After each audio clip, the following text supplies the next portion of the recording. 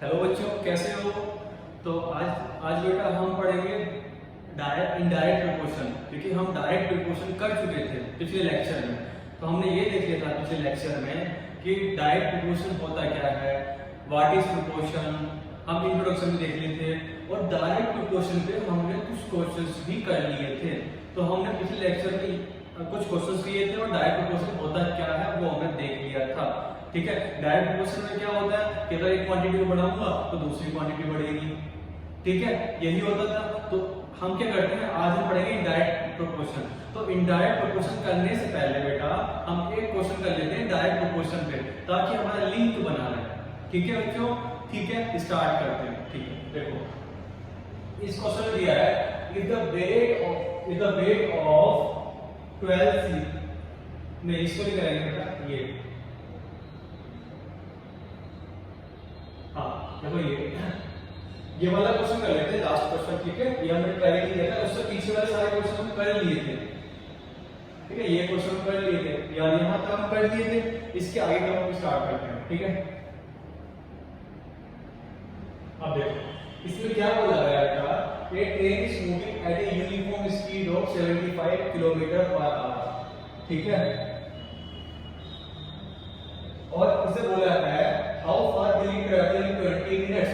अब इसका मतलब क्या हुआ, 75 किलोमीटर पर आवर। इसका मतलब हुआ बेटा 1 घंटे में यानी 60 मिनट्स में वो कितना चल जाती है गाड़ी, 75 किलोमीटर। अब मुझे निकालना है कि वो 20 मिनट में कितनी दूर जाएगी। तो डायरेक्ट प्रोपोर्शन है, क्यों? क्योंकि ज्यादा टाइम में कोई भी गाड़ी ज्यादा दूर तो जाएगी, कम टाइम में कम दूरी पे जाएगी। क्या बात समझ में आई है? ठीक है, एक क्वेश्चन फिर करते हैं। ठीक है, चलो तो मैंने लिखा है यहाँ पे डिस्टेंस ट्रैवल्ड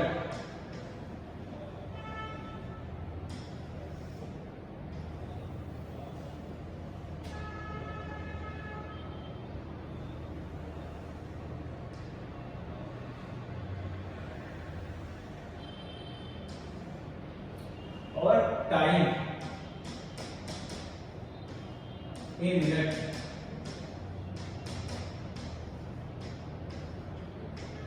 अब देखो, अब बताओ बच्चों, यहाँ पे क्या है कि 1 घंटे में 75 किलोमीटर चल जाती है गाड़ी। इसका मतलब क्या होगा बेटा, यहाँ पे डिस्टेंस कितना है, 75 किलोमीटर। यहाँ पे लिख लेते हैं किलोमीटर में बेटा।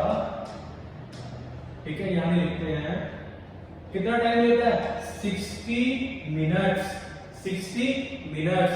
अब आपसे पूछा गया है कि गाड़ी कितनी दूर चलेगी 20 मिनट में। तो बेटा हमें निकालना है ये x, और यहाँ पे दे रखा है बेटा 20 मिनट।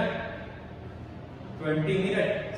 अब सेकंड क्वेश्चन में क्या दे रखा है, find the time required to cover a distance 250 kilometre. अब 250 किलोमीटर चलेगी गाड़ी, तो टाइम ज्यादा लगेगी, है ना, टाइम ज्यादा लगेगी। क्यों? क्योंकि ये क्वेश्चन किसमें है, डायरेक्ट प्रोपोर्शन में है।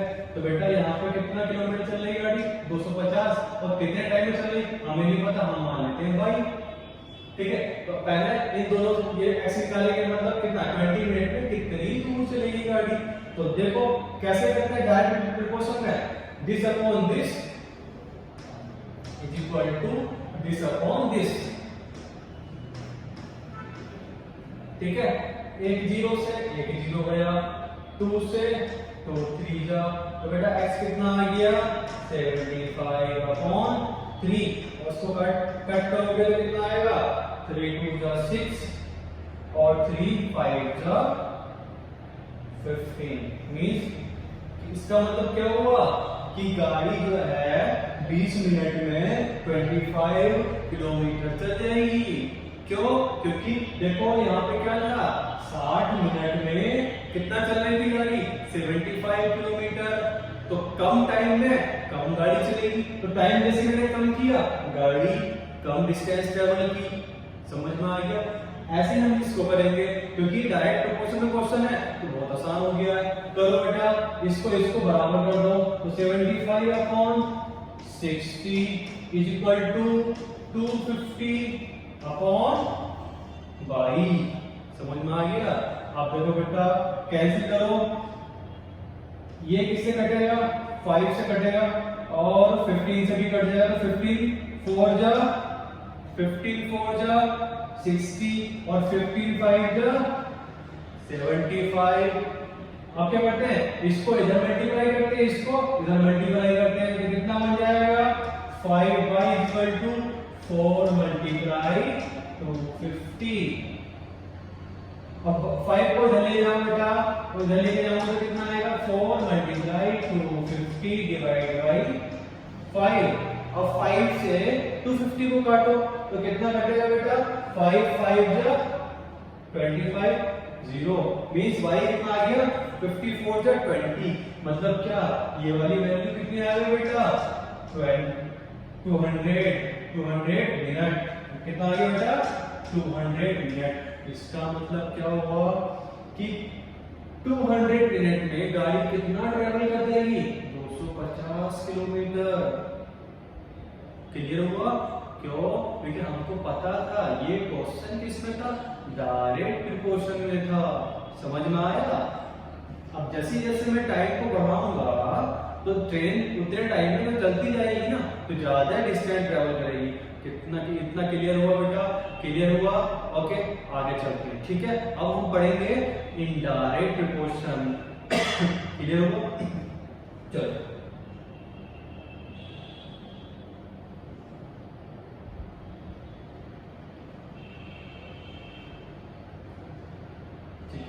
चलो अब हम पढ़ेंगे इनडायरेक्ट प्रोपोर्शन। बच्चों देखो, इनडायरेक्ट प्रोपोर्शन क्या होता है हमने इस इंट्रोडक्शन में डिस्कस कर लिया था, लेकिन फिर भी हम यहाँ पे डिस्कस करेंगे। क्या होता है देखो, यहाँ लिखा हुआ है बेटा कि two quantities may change in such a manner that if one quantity is increasing then the other quantity will decrease। इसी को हम बोलते हैं इनडायरेक्ट प्रोपोर्शन। क्या समझ में आया? जैसे डायरेक्ट प्रोपोर्शन में क्या था, अगर मैं एक क्वांटिटी को बढ़ाता हूं तो दूसरी क्वांटिटी बढ़ेगी। बट इनडायरेक्ट प्रोपोर्शन का मतलब, इनडायरेक्ट प्रोपोर्शन का मतलब क्या, डायरेक्ट प्रोपोर्शन का उल्टा। अब इसमें क्या होगा, एक क्वांटिटी को बढ़ाऊंगा तो दूसरी क्वांटिटी भी क्या होगी, बढ़ेगी। इसमें क्या होगा, एक क्वांटिटी बढ़ाऊंगा तो दूसरी क्वांटिटी घटेगी इन इनडायरेक्ट प्रोपोर्शन। क्या ये वाली बात क्लियर हो गई? इनडायरेक्ट प्रोपोर्शन डायरेक्ट प्रोपोर्शन दोनों एक दूसरे के उल्टे हैं।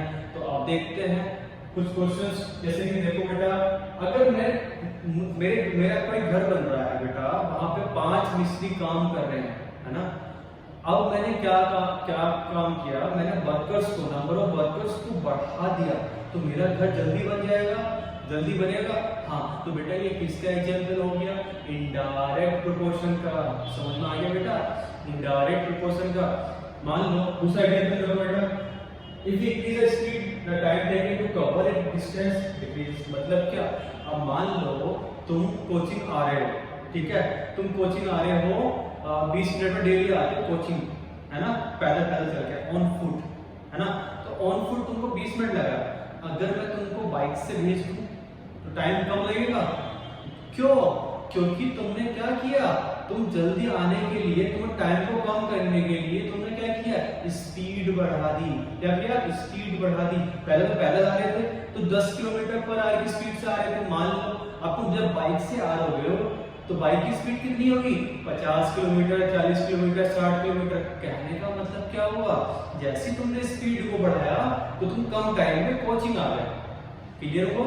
तो तुम कम टाइम में कोचिंग आ गए, तो कौन सा एग्जांपल है, किसका एग्जांपल है, इनडायरेक्ट प्रोपोर्शन का। समझ में आया? क्लियर है इतना? ओके, तो इस पर हम कुछ क्वेश्चंस करते हैं। चलो आ जाओ, ठीक है। चलो देखो, ये क्वेश्चन है, 6 pipes are required to fill a tanks in 1 hour 20 minutes. In 1 hour 20 minutes. How long will it take if only 5 pipes of the same type are used? अब बच्चों बताओ मुझे, किसी टैंक को भरने के लिए अब 6 पाइप को यूज कर रहे हैं, है ना। अब मैंने पाइप्स को कम कर दिया, तो टैंक भरने के लिए हमें टाइम ज्यादा लगेगा, कम लगेगा, ज्यादा लगेगा। समझ आ रहा है? मतलब क्या हुआ, हम पहले 6 पाइप से टैंक को भर रहे थे, अब मैंने 5 टैप को मैंने ऑन कर दिया, तो अब टैंक लेट भरेगा, ठीक है। तो ये कौन सा एग्जांपल हो गया? इनडायरेक्ट प्रोपोर्शन का। तो इनडायरेक्ट प्रोपोर्शन एग्जांपल कैसे करते हैं, देखो, है ना, number of pipes,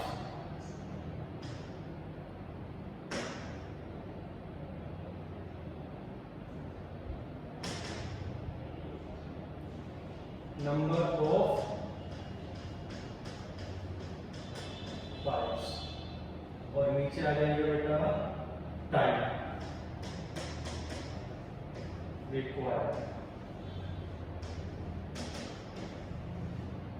in minutes।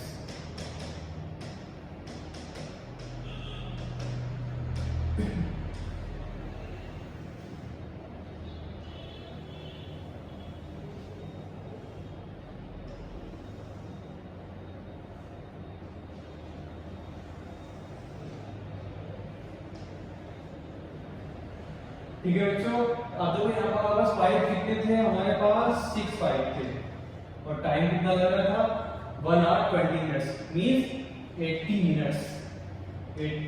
Minutes, ठीक है। अब मैंने क्या किया, पाइप्स को रिड्यूस कर दिया। कितने पाइप्स कर दिए? 5।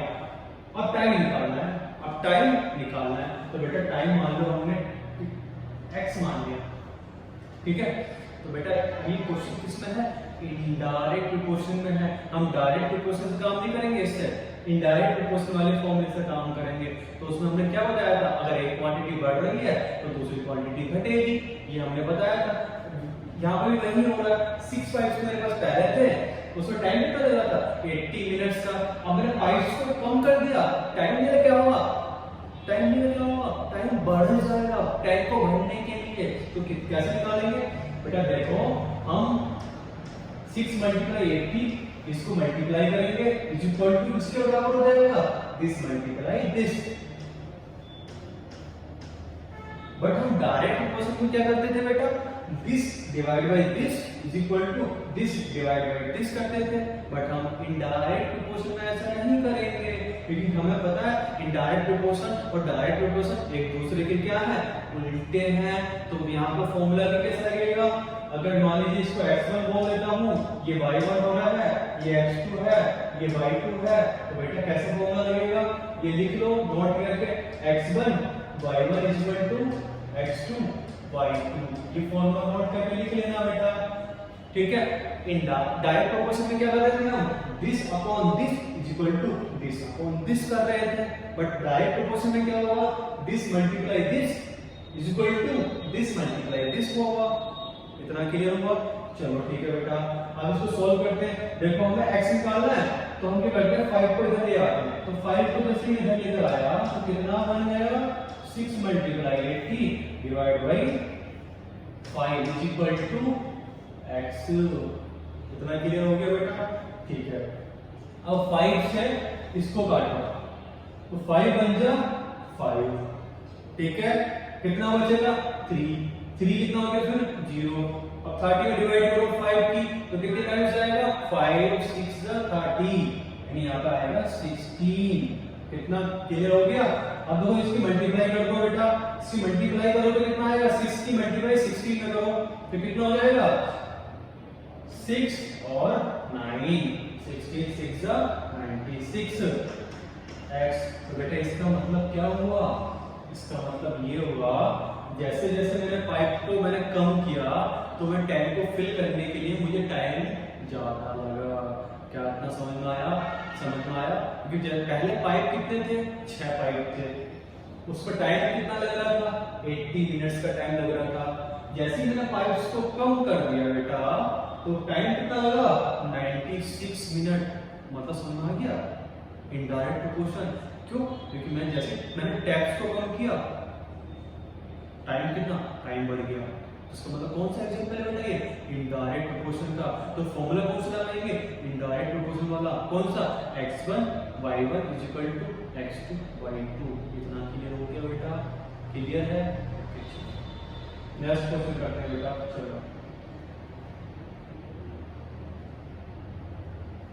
चलो बेटा, नेक्स्ट क्वेश्चन में क्या दे रखा है बेटा? There are 100 students in a hostel, food provision for them is for 20 days. ठीक है, how long will these provision last if 20 more students join the group? अब बच्चों बताओ अगर किसी हॉस्टल में 20 दिन, किसी हॉस्टल में 100 स्टूडेंट्स हैं और उनके लिए खाना जो है बेटा वो 20 डेज के लिए है ना।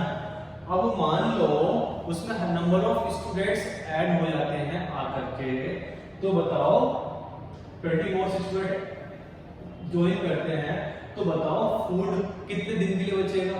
तो बताओ ये किस वाले प्रोपोर्शन में क्वेश्चन जा रहा है, इनडायरेक्ट प्रोपोर्शन में। क्यों बेटा, जैसे नंबर ऑफ स्टूडेंट्स को बढ़ाएंगे तो जो फूड प्रोविजन है बेटा, जो तुम्हारे पास फूड है वो क्या होगा, कम डेज के लिए हो जाएगा।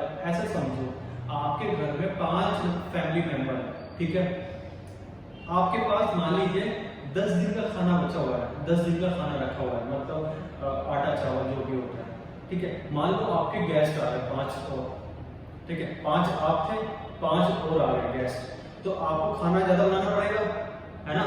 लेकिन आपके पास जो प्रोविजन है 10 दिन का वो तो कम हो जाएगा ना, आपका फूड तो बहुत जल्दी खत्म हो जाएगा। क्या होगा, आपका फूड बहुत जल्दी खत्म होगा। तो जैसे इसमें नंबर्स ऑफ गेस्ट को बढ़ाऊंगा, फूड प्रोविजन कम होता जाएगा। तुम्हारे कितने दिन के लिए था, 10 दिन के लिए, तो वो कहीं ना कहीं कम हो जाएगा। समझ आया। तो ये कौन से प्रोपोर्शन में है बेटा, इनडायरेक्ट प्रोपोर्शन में है। इनडायरेक्ट प्रोपोर्शन में बेटा इतना क्लियर हुआ, क्लियर हुआ। ओके चलो आगे चलते हैं बेटा, चलो। तो यहाँ पे क्या लिखूंगा, number of students, number of students.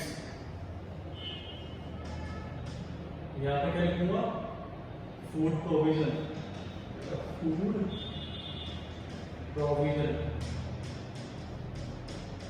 कितने दिन के लिए, इन डेज, है ना।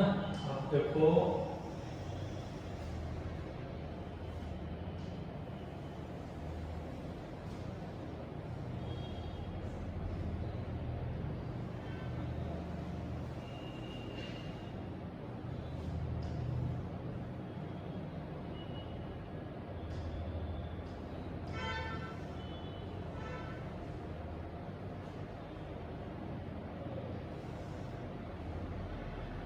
देखो बेटा, जब हमारे पास, जब हॉस्टल के अंदर 100 स्टूडेंट थे तो वहां फूड प्रोविजन कितने दिन के लिए था, 20 डेज के लिए था। 20 डेज के लिए, इन डेज लिखो, डेज, है ना, डेज। तो बेटा बताओ, जैसे 25 स्टूडेंट्स ज्वाइन किए तो बेटा ये बताओ कितना हो जाएगा, टोटल स्टूडेंट्स कितने हो जाएंगे उस केस में, 125, 100 प्लस 25, 125। तो बेटा कितने दिन के लिए खाना बचेगा, मुझे नहीं पता, तो मैंने मान लिया x दिन के लिए खाना बचेगा। और बस मुझे ये देखना है कि मैं फॉर्मूला किस में लगाऊंगा, इनडायरेक्ट प्रोपोर्शन में या डायरेक्ट प्रोपोर्शन में। इनडायरेक्ट प्रोपोर्शन में क्यों, क्योंकि जैसे जैसे नंबर ऑफ स्टूडेंट्स इंक्रीज होंगे हॉस्टल के अंदर तो क्या होगा, फूड कम होता जाएगा, तो जल्दी खत्म हो जाएगा। जल्दी खत्म हो जाएगा मतलब नंबर स्टूडेंट बढ़ रहे हैं, खाना कम हो रहा है, नंबर ऑफ डेज कम हो जा रहे हैं, तो इनडायरेक्ट प्रोपोर्शन है। तो बेटा इनडायरेक्ट प्रोपोर्शन में हमने क्या बताया था कि this multiply this, 100 multiply 20, how much, this multiply this.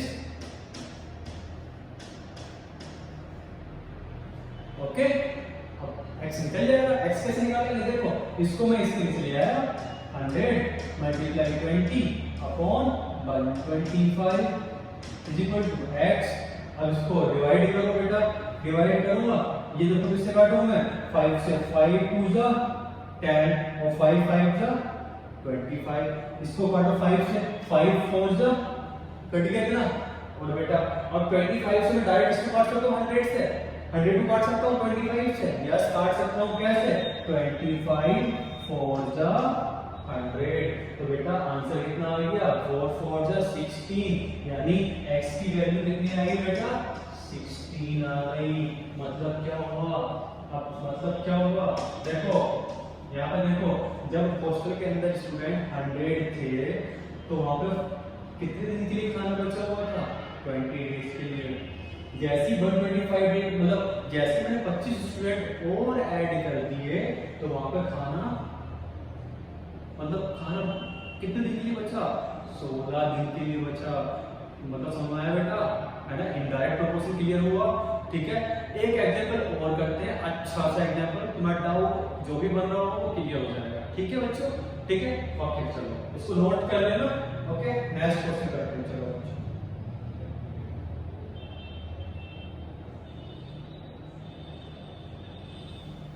देखो इस क्वेश्चन में क्या है, देखो इस क्वेश्चन में क्या है, if 15 workers can build a wall in 48 hours, how many workers will be required to do the same work in 30 hours? अब बताओ बच्चों, अब देखो मान लो आपका यहाँ पे क्या हुआ, 15 वर्कर्स जो है 48 आवर्स में किसी वॉल को बना देते हैं 48 आवर्स में। अब बताओ मैंने यहाँ पे क्या किया, टाइम कम हो गया बेटा, टाइम कम हो गया। इसका मतलब क्या होगा, अगर मैं किसी वॉल को बनाने में 48 आवर्स ले रहा हूँ, ठीक है, अब मुझे कम टाइम में बनानी है, तो बेटा मैं क्या करूंगा, नंबर ऑफ वर्कर्स को मुझे बढ़ाना पड़ेगा। क्लियर हुआ? क्यों? क्योंकि अब तुम्हारे घर पर तुम्हारा घर बन रहा है, मान लो बच्चों तुम्हारे पास में है, पड़ोस में है, घर बन रहा है। अब उसको जल्दी बनाने के लिए हम करते क्या है, हम कहते हैं वर्कर्स को बढ़ा देते हैं, वर्कर्स को बढ़ा देते हैं, जल्दी बनाना है ना। अब मान लो आपके घर में कोई फेस्टिवल है, मान लो आपके घर में कोई फेस्टिवल है और आपको खाना बनाना है 100 लोगों का, तो आप करते क्या हो, अरे जल्दी जल्दी आओ, सब लोगों को इकट्ठा करते हो, उसके बाद खाना बनाना स्टार्ट करते हो। क्यों करते हो ऐसा? ऐसा हम इसलिए करते हैं ताकि हमें कम टाइम लगे, समझ में आया, ताकि हमको कम टाइम लगे। अब कम टाइम लगेगा इसका मतलब हमें करना क्या है, नंबर ऑफ वर्कर्स को बढ़ाना पड़ेगा। तो बेटा ये कौन से प्रोपोर्शन में पहुंच गया, इनडायरेक्ट प्रोपोर्शन में। कैसे? जैसे ही मैं नंबर ऑफ वर्कर्स को बढ़ा रहा हूं, टाइम क्या हो रहा है, टाइम कम हो रहा है, तो बेटा ये कौन सा प्रोपोर्शन हो गया, इनडायरेक्ट प्रोपोर्शन हो गया, इनडायरेक्ट प्रोपोर्शन हो गया, ठीक है। अब वो करते हैं इस क्वेश्चन में से, देखो वर्कर्स, मैं बना रहा हूं टेबल किसकी, वर्कर्स की, वर्कर्स और टाइम, है ना, time required, time required,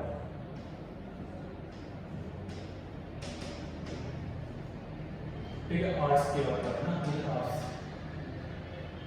in hours, ठीक है, वर्कर्स।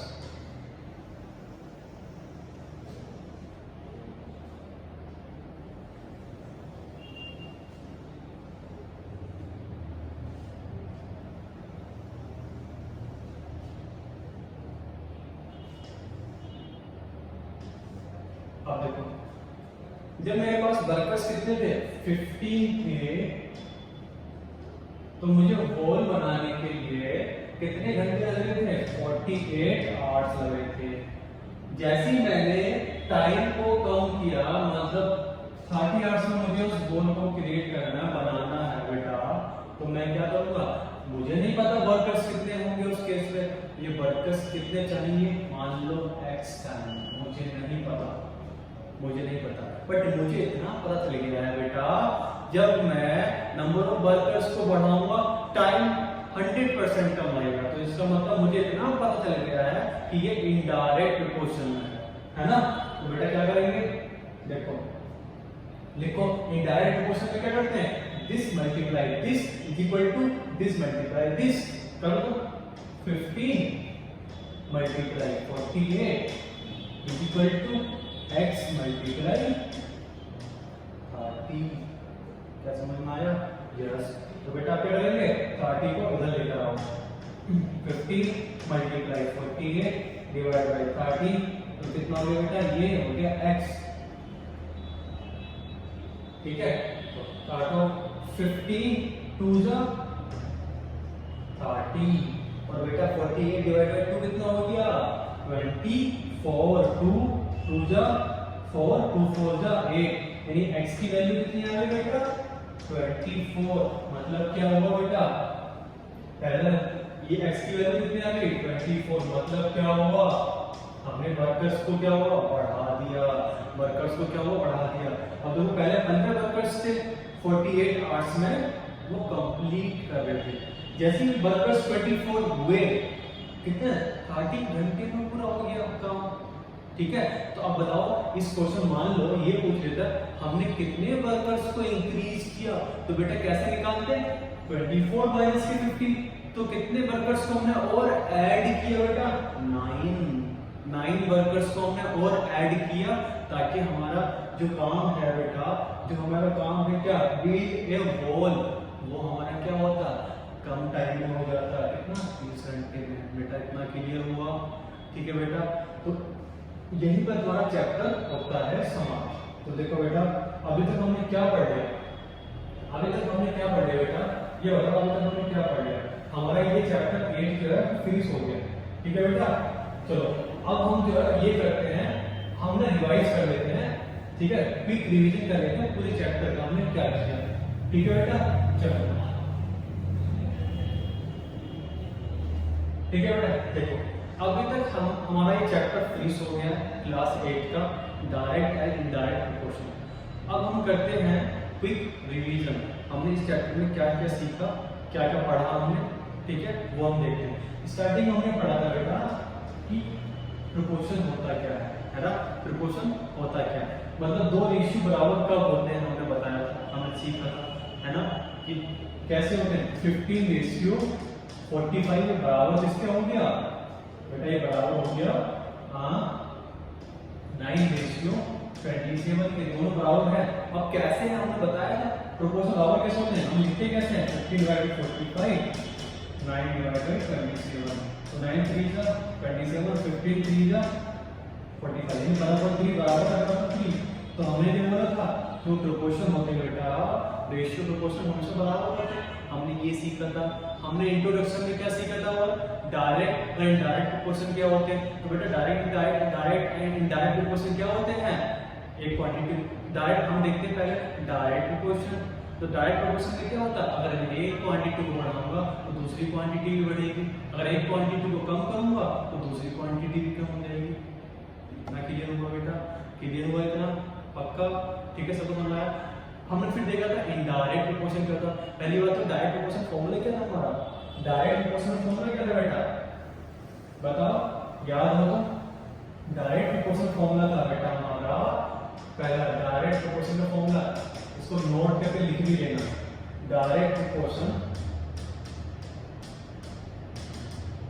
क्या था, x1 upon y1 equal to x2/2, ये फॉर्मूला था हमारा। और दूसरा फॉर्मूला क्या था, इनडायरेक्ट प्रोपोर्शन का। इनडायरेक्ट प्रोपोर्शन में हमने क्या किया था, अगर मैं एक क्वांटिटी को बढ़ा रहा था तो मेरी दूसरी क्वांटिटी कम होनी थी, तो उसमें क्या लिखा था हमने इनडायरेक्ट प्रोपोर्शन में, देख लेते हैं फॉर्मूला बेटा, ये लिखिए ना, इनडायरेक्ट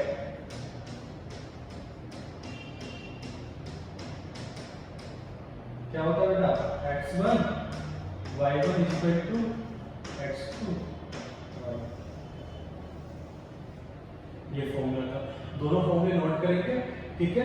ये तुम्हारा चैप्टर यहाँ पे समाप्त होता है बेटा, ठीक है, ओके, ठीक है।